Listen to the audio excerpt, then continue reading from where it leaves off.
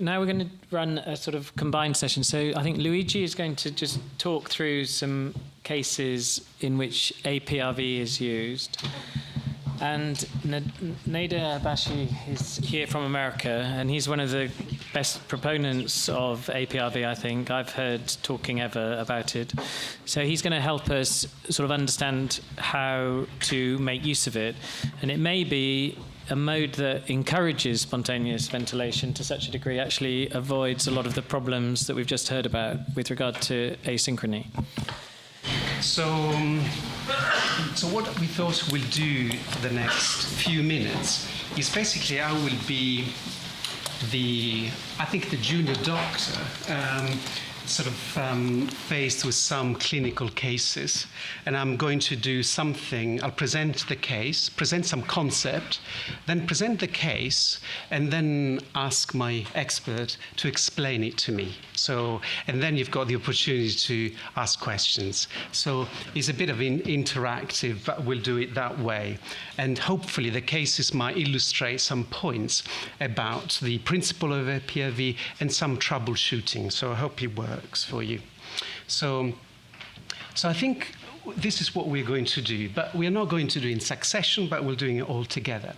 So this is where we've discussed about this particular slide in relation to the type of ARDS, and the one we're going to talk about is APRV. And we can see there that traditionally we've used APRV from moderate to severe ARDS, but obviously there is an argument to use APRV at a much earlier state and stage of ARDS or respiratory failure.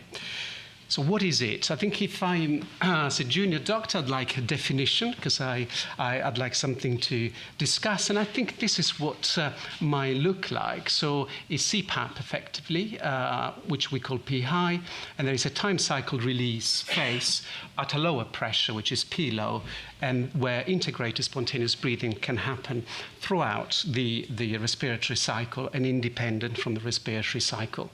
And this is my poor attempt of PowerPoint at drawing what a waveform might look like, but you can see the flow curve at the top. So this is the release phase, and this is the spontaneous part, which is effectively similar to CPAP.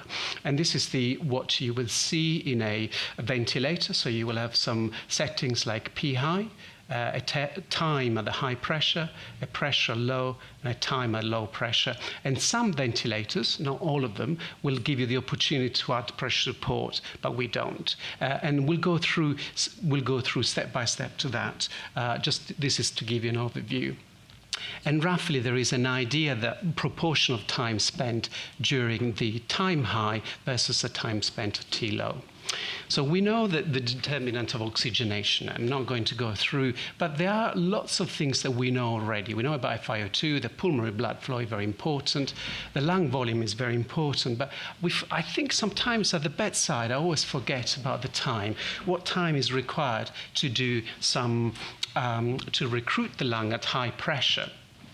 The question is, one of the things about APRV is that we use what people might say that very high pressure for a prolonged period of time. And we forget sometimes that not all pressures are equal.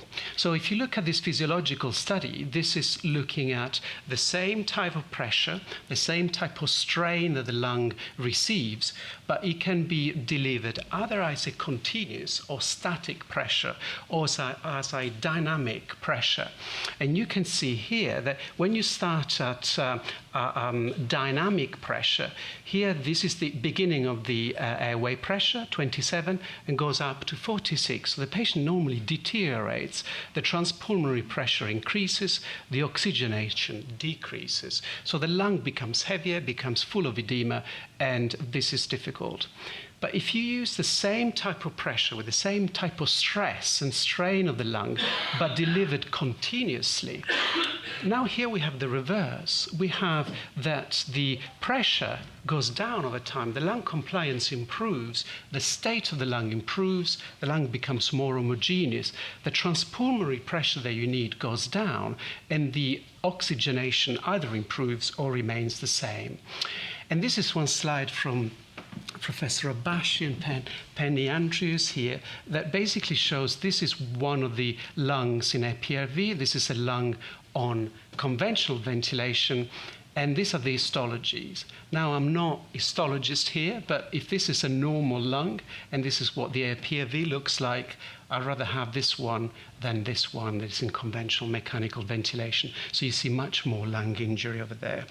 So we start with a case. So enough about the introduction. So I think this is the lady that I presented in the first talk. So this is a 23-year-old with asthma, unwell for 3 days, intubated, and then rapidly on 100%, well, 80% oxygen, and has got plateau of 31/15 and deteriorating. Do you remember that chest x-ray? It hasn't changed, and that's what it is on basically day 1 post-intubation. So what do you think happens to that lady? Clue is in the title of the presentation. Obviously, she goes onto APRV, gets recruited on APRV, and you can see that in the next few hours, she goes, if you follow here, this is a screenshot of the electronic patient system, and you can see here, this is the modality of ventilation, and here you've got the gases, and you can see we start at 80%. By the time after a few hours, she's already on 50 and goes down. After a few days, you can see here, this is 24, 48, 3 days, 4 days, goes down to 24, 28% oxygen with better gases. CO2 is cleared, but we've got an issue with the main airway pressure. Mean airway pressure is 25, 23 to start with, and then we start weaning. Now, if we had to do a ARDS classification here, you can see the PF ratio goes from 10. Would you agree this will classify as a severe ARDS? So up to 19, 22, 36, and basically up to 42.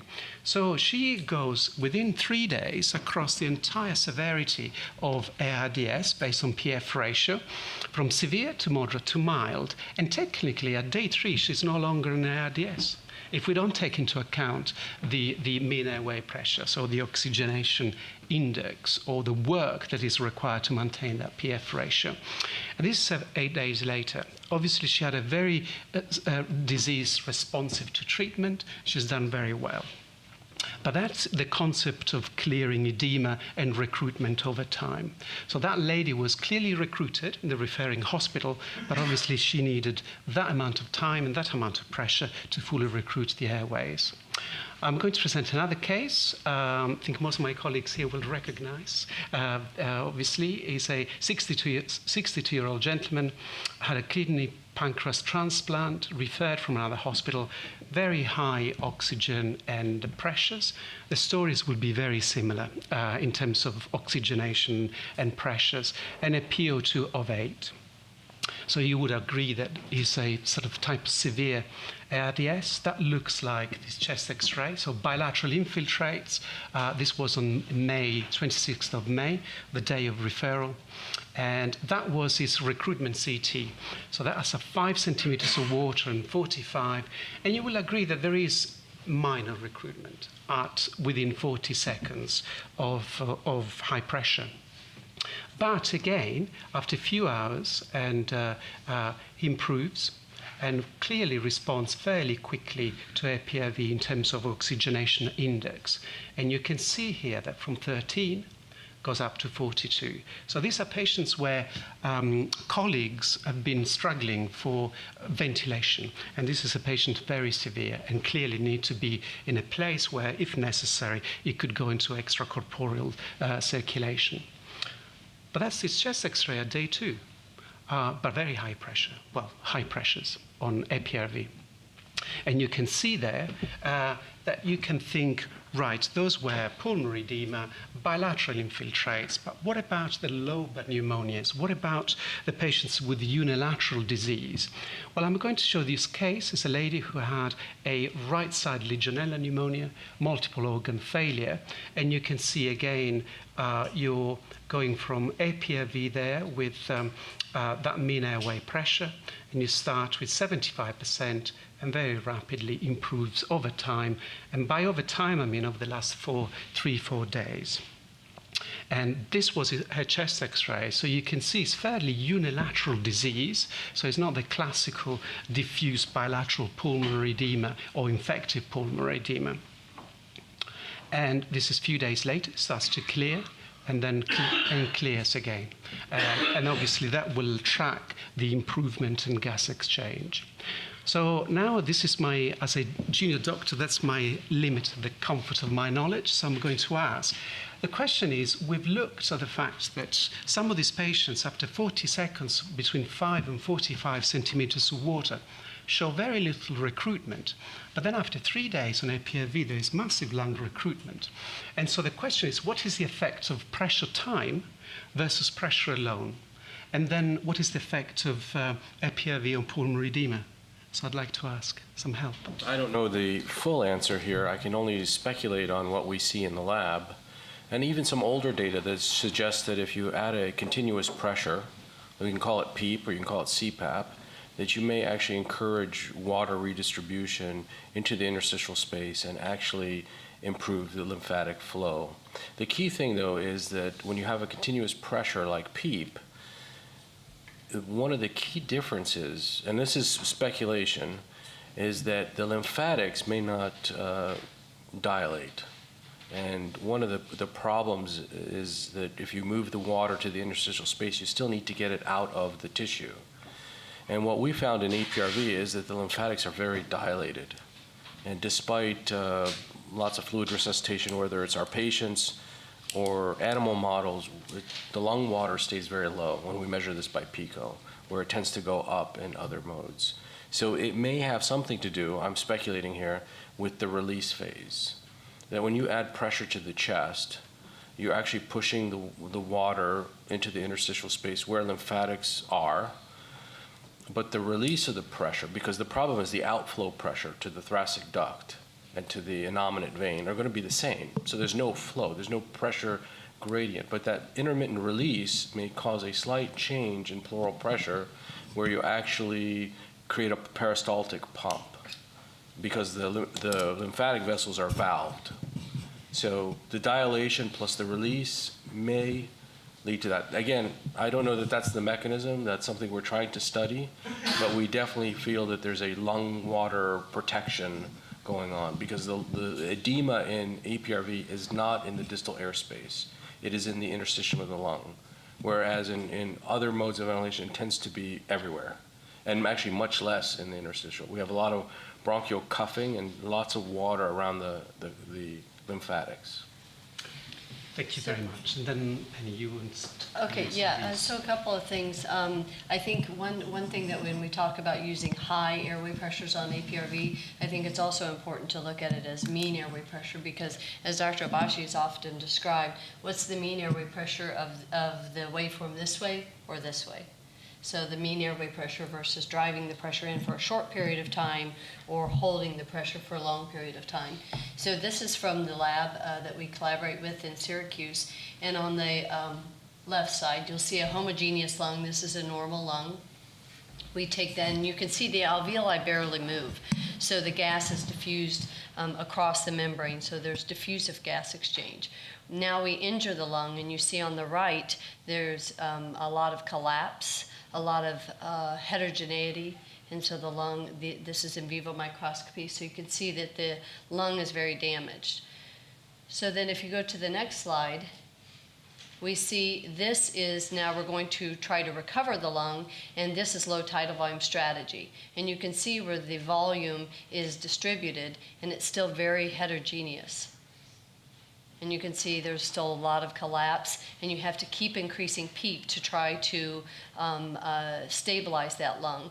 Versus if we go to the next slide, we now recover this same injured lung with APRV, and you can see, as Dr. Habashi was describing, the release is very brief.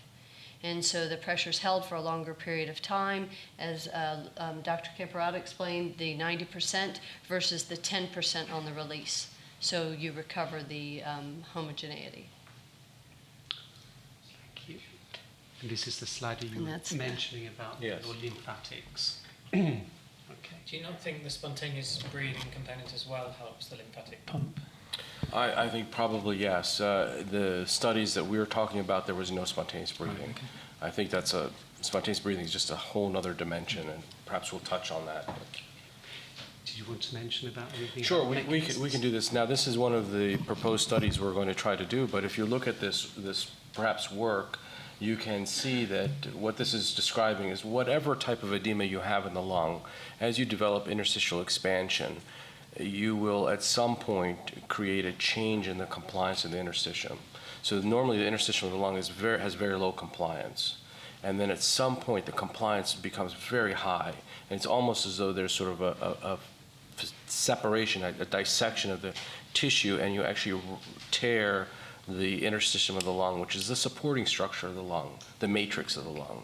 And so you can actually detect these proteoglycans before there's actually gas exchange abnormalities. And perhaps what we're doing with APRV is sort of sandwiching things by holding the pressure. And again, I sometimes use the analogy of if you have hemorrhage, you want to hold the bleeding artery. You don't want to do this for a brief period of time. It's not as effective as if you hold it. Maybe you do this very briefly, but perhaps water would tamponade in a similar fashion. That's sort of a very basic concept, but essentially that may be what's going on here. Okay. There's a question over there. It's very interesting. Both of those things sound a lot like what we were trying to do with high-frequency oscillatory respiration. Yes. So where does that go? Where does it go wrong in HFOV? Does it go right in APRV? Yeah, I don't know the answer to that either. I can only speculate. I think there's a lot of similarities, but there's some key differences. And I think one of the key differences is the ventilation is done with a release phase rather than actually not really moving the lung entirely or just very briefly moving it. That may have something to do with the way water moves. It's possible. But probably I feel the most important concept is that because APRV is really CPAP, and a lot of times you can think of APRV as, let me take a normal normal inspiratory time and I keep adding it. And if you think that way, you think, oh, this is inverse ratio. Well, you can erase that and think of it as just CPAP. And now what you're going to do is just briefly interrupt it. It just feels differently if you come from it the CPAP way. So what that really means is that CPAP is a mode that is as simple as it gets. There's no trigger. There's no complication really of having to deal with anything. So basically you can apply this early. And my overall feeling is the key thing is to prevent further heterogeneity. And I feel many of our patients, even if they come in with normal lungs, it's not very long until we actually produce this heterogeneity because we sedate them, we put them flat on their back, we take them to the operating theater, we do lots of things that produces this heterogeneity of the lung, which produces an abnormal stress-strain relationship in the parenchyma. And I believe that there's injury here. In fact, we just published a paper last week in intensive care medicine, and the title of the paper is Occult Ventilator-Induced Lung Injury. And what we were able to do is just simply show that when you take the PEEP up after you produce alveolar instability, same sort of mechanism, that the PO2 goes up in a linear fashion as you increase PEEP. The alveolar stability does not, and it actually plateaus, and it's really hard to regain alveolar stability.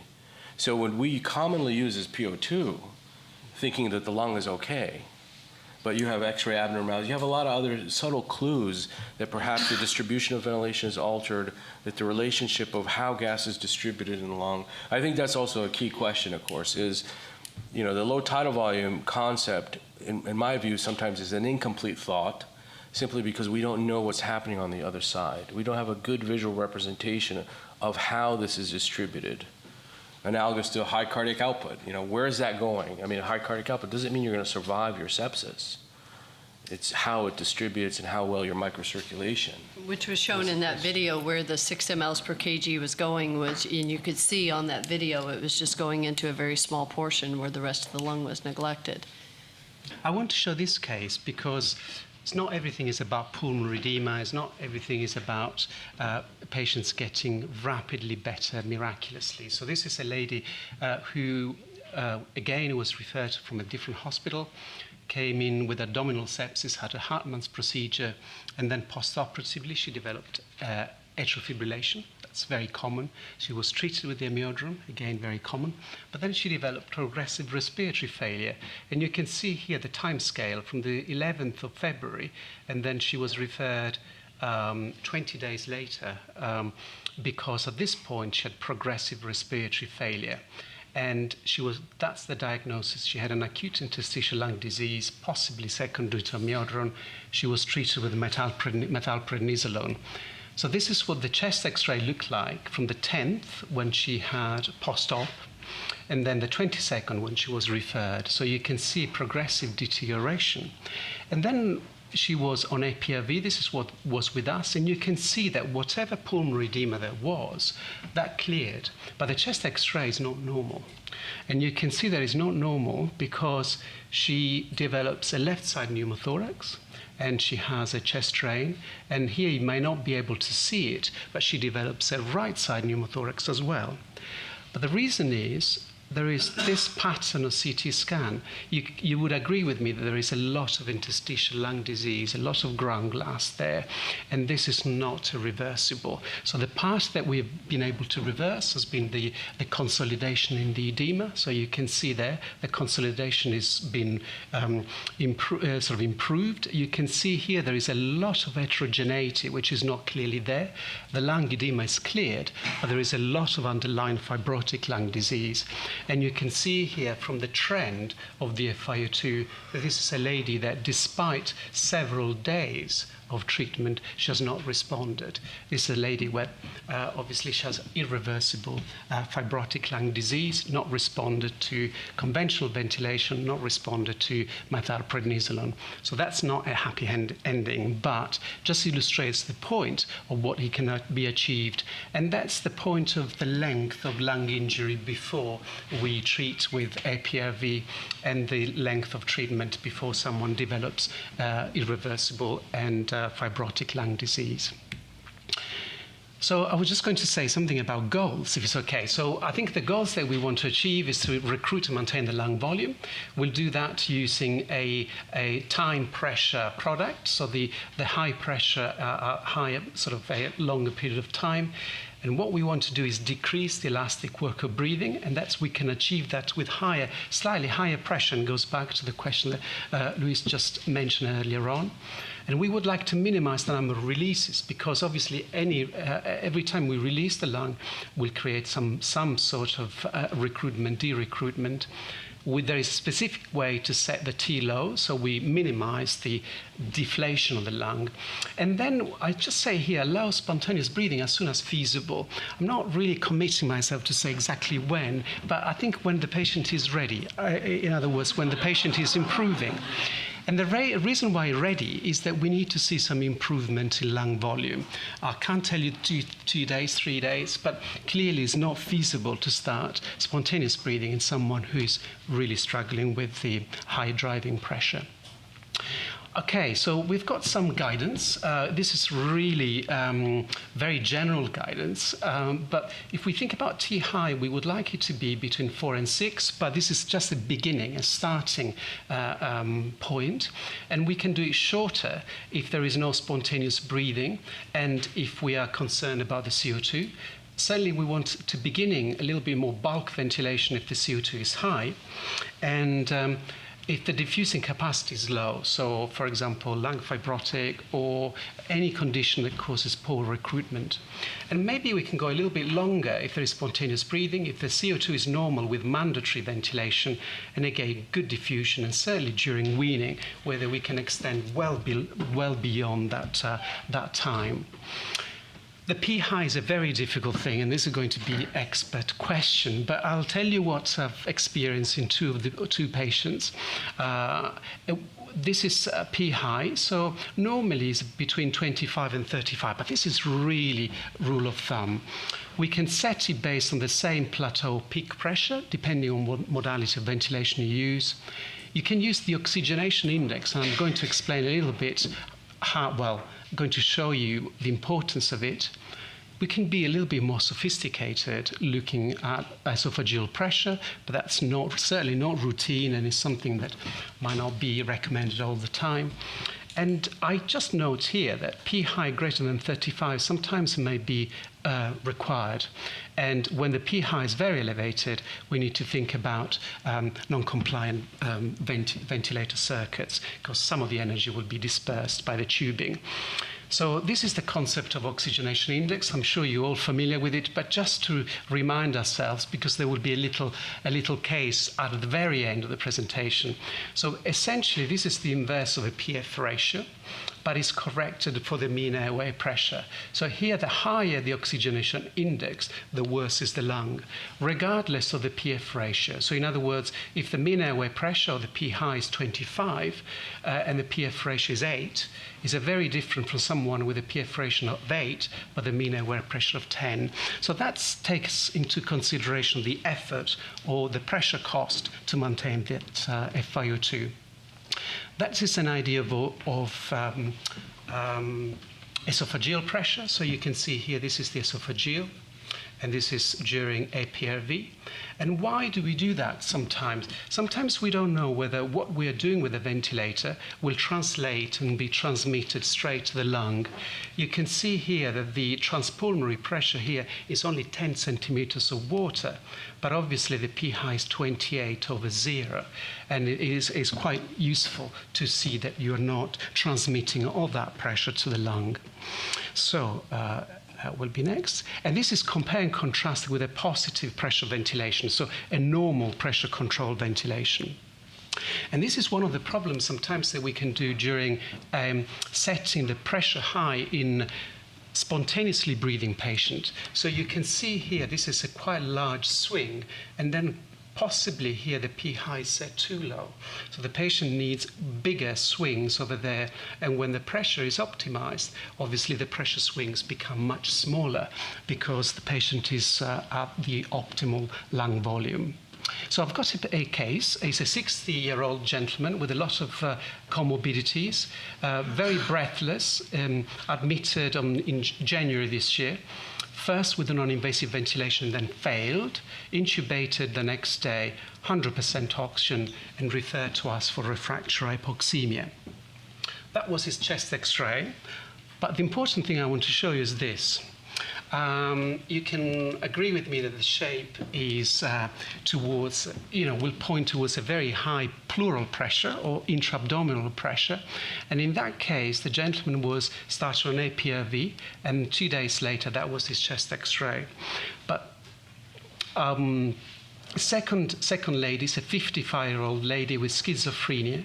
She came to different hospital with drowsiness, respiratory symptoms treated with antibiotics by GP, and then hypoxemic, was intubated and then referred to us because of respiratory failure.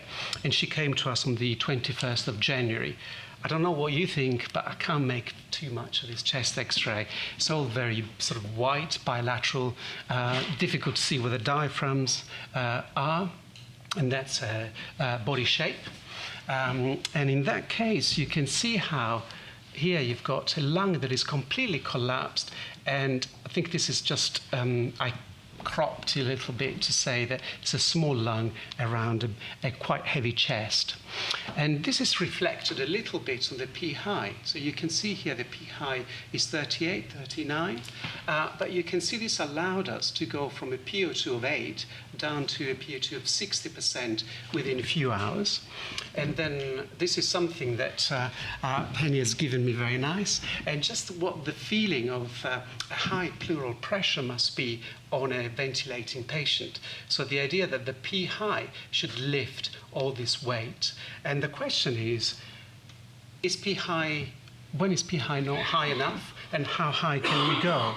So this is what we will see, and this is one of the things I would like to ask. But I'd like also to ask you to think about this. We're talking about low tidal volumes.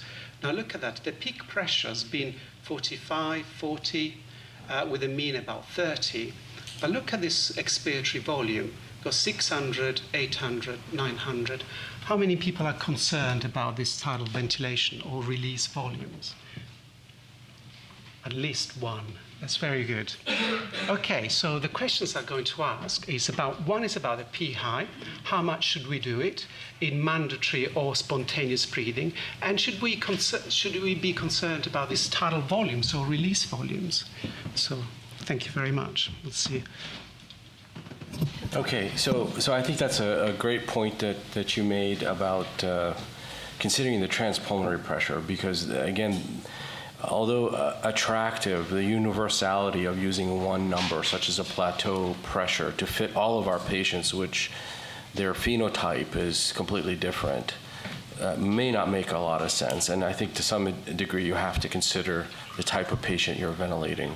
I think if there's any question, you have the opportunity to use esophageal measuring, you should.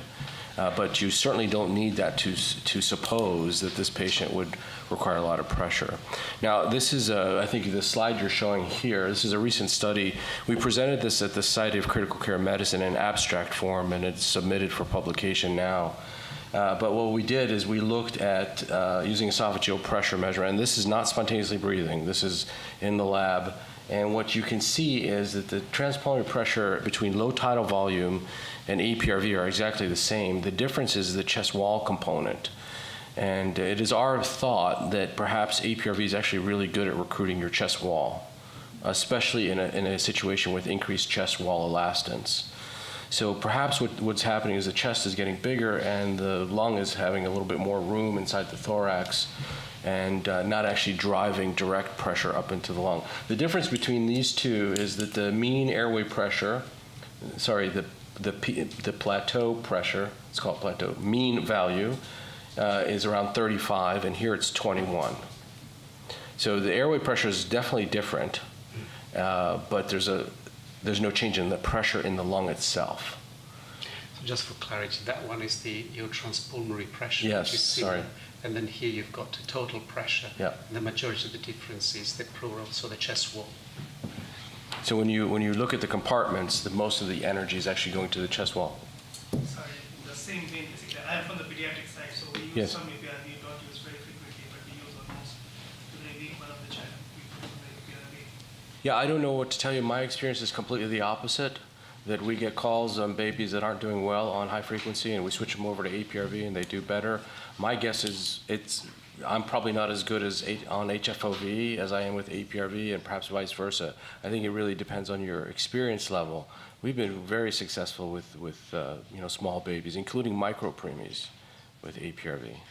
So I mean, again, it's some key things, especially the settings are even more important, and the device you use might be more important in those small babies.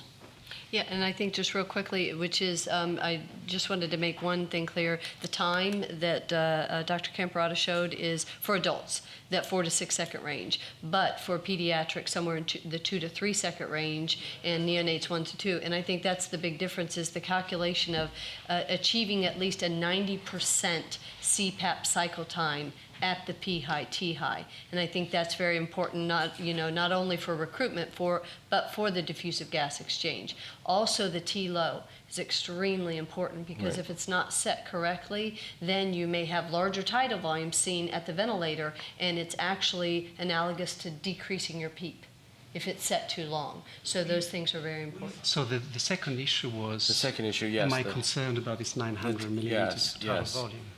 And well, I think we all feel that having dynamic deformation of the lung is probably bad, especially with heterogeneity. And I think that's really important. It's not balloon-like distension, and I think that's a key concept. The lung just doesn't behave as a simple balloon.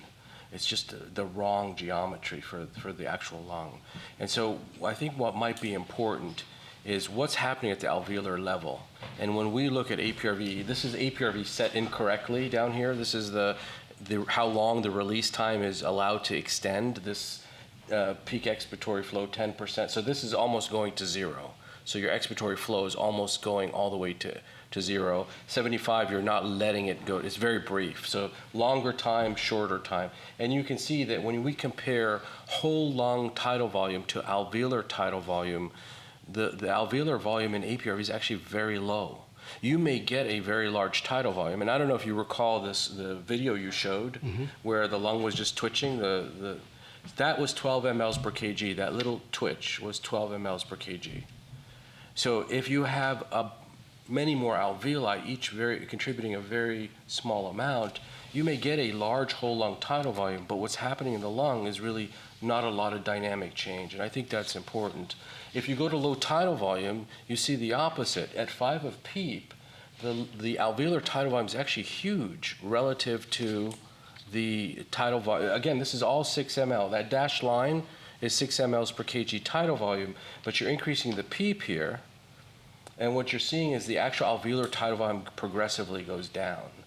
But and of course, when you think about stress strain, strain is a deformational change. So the greater the deformational change, which is what you're seeing here at the alveolar level, that's more injurious, is that high strain. So I don't know that we're exactly clear on, I mean, low tidal volume, let's say it is protective, absolutely. And the question is it low tidal volume on the ventilator enough, or is it low tidal volume in the alveoli? Is that what we're really after? And we call this just, the microventilatory environment versus the macroventilatory. And I use the analogy of shock, resuscitation. I think it's the microcirculation that we care about, not is the blood pressure okay and the cardiac output okay. Your patient may still die if they have no perfusion. And so perhaps in ventilation, we're still at that same concept that we need to extend beyond the ventilator with whatever technique. I think this morning's session was good because we discussed a bunch of other opportunities, even stuff that's available right now, to explore a greater understanding of what's actually happening rather than just tidal volume in, tidal volume out. Did you want to say anything about This is just the stress strain. And again, you can see that the micro strain, which is the green line, the lighter green, is lower in APRV than in any other setting. And if you look at the macro strain, low tidal volume here, and 5 of PEEP, which is very common, it looks as though the macro strain is very low, but the micro strain is actually very high in terms of deformational change. Okay, so can we do something together? So this is an imaginary patient who's got this type of settings there. It's got a P high of 25, T high of 5 seconds, P low of 0, and a T low of 0.5, which is 60% of the peak expiratory flow. And now this patient desaturates, or the PO2 goes down.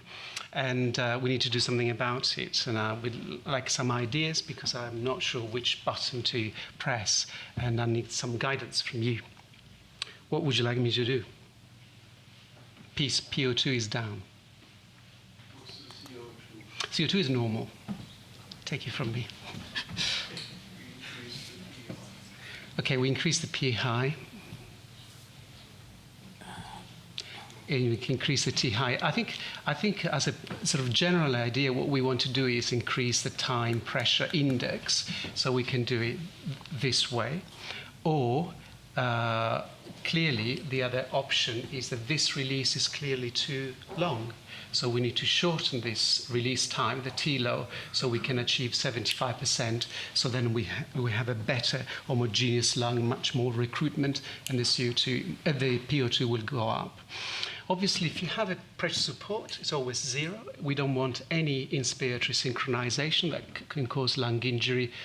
We always use it to 0. And if you do have an ATC, we would like to decrease the friction, the resistance as much as possible. So we set it to 100%. So that's one of the things about the T-low. The T-low, we need a release time to maintain the end expiratory lung volume, and the only thing we need is look at the expiratory flow pattern. And I know that we shouldn't look at balloons, but for the moment, let's think about lungs like balloons. So if you think about a balloon that goes fully inflated and fully deflated, and this is the expiratory phase, there will be one point where there'll be the optimal end expiratory lung volume.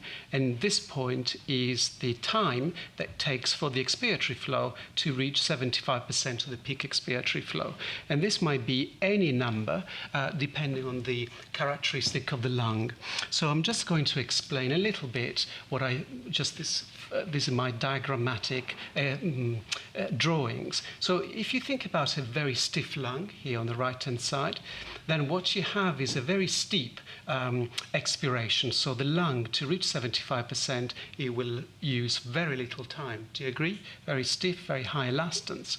And if you look at the other side, COPD or emphysema, this might take a much longer time. So here the T-low might be different, but the result, the end expiratory lung volume, is the same because it will equilibrate at the same time constant, so 75% of the peak expiratory time. And then just a little video to show how we calculate it. And it's very simple. It's basically you freeze the screen, you go back, you look at the peak expiratory flow, and then let's pretend it's minus 100, just for simplicity. And then you basically want to set the T-low at the point where this is minus 75. So the thing is that when you do an expiratory hold there, obviously you can calculate the static inspiratory pressure that you generate by the T-low. The T-low of 0.5, let's say, in this patient has generated an intrinsic PEEP of 20. And if we release a little bit longer the T-low, obviously we lose that pressure, and if we can do it long enough, the lung will deflate. So we need to make sure that the time low is always 75% to maintain the end expiratory lung volume. And this is one example where this patient here over time starts increasing the CO2. And you can see here the T high was 4 seconds, the T low 0.4 of a second. What was clearly too short for this patient was getting a little bit better.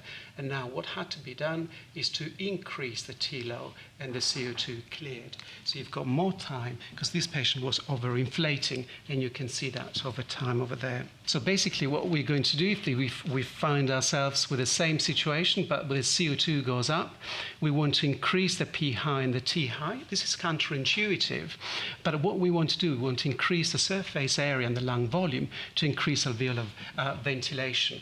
And if we can't increase diffusion because the lung is diffusion restricted, then we need to increase bulk ventilation. But this is very much lower into the idea. But sometimes it's not all about pressure. What do you think this patient is? This is a gentleman who was doing very well, and then the CO2 goes up all of a sudden. What do you think is wrong with this patient? You're not allowed to answer. No, but you can answer.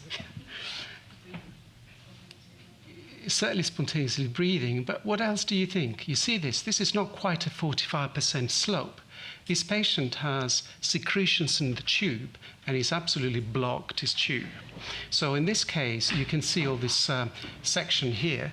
In this case, a suction of the tube will solve this issue and will improve the CO2. So the question is, how do I identify and troubleshoot obstructions, and how can APRV facilitate secretion clearance? Penny, would you like to answer those two questions for us? Sure. Yes. One of the questions of identifying there's several factors that influence peak expiratory flow rate, and one of the things that Dr. Camporota just mentioned was the angle. So if you come in, if you leave and your peak expiratory flow rate is, let's say, 80 liters, you go to lunch and you come back and it's 40 liters now, and the angle is flat, they didn't just develop chronic obstructive pulmonary disease, that it's more than likely some type of secretion or something that's affecting the endotracheal tube, the artificial airway for the gas flow to come out. So these are examples. If you can see that the previous one, the peak expiratory flow rate was about 40 liters, and we transitioned over from pressure control 4:1 over to APRV, and you can see here that the angle is flat. It's flat across the bottom. There's no, so your peak expiratory flow rate, your termination is 100%. There's absolutely no decay whatsoever. So they let us know that something was wrong, asked her to suction the patient, and now you can see not only did the angle change to a 45-degree angle, but the peak expiratory flow rate, if you look on the next slide, there's a comparison, all three of them, you can see that the peak expiratory flow rate nearly doubles from that of pressure control 4:1 over to APRV. So it's very important to look at the peak expiratory flow rate. And if that decreases, that more than likely something is obstructing the airway.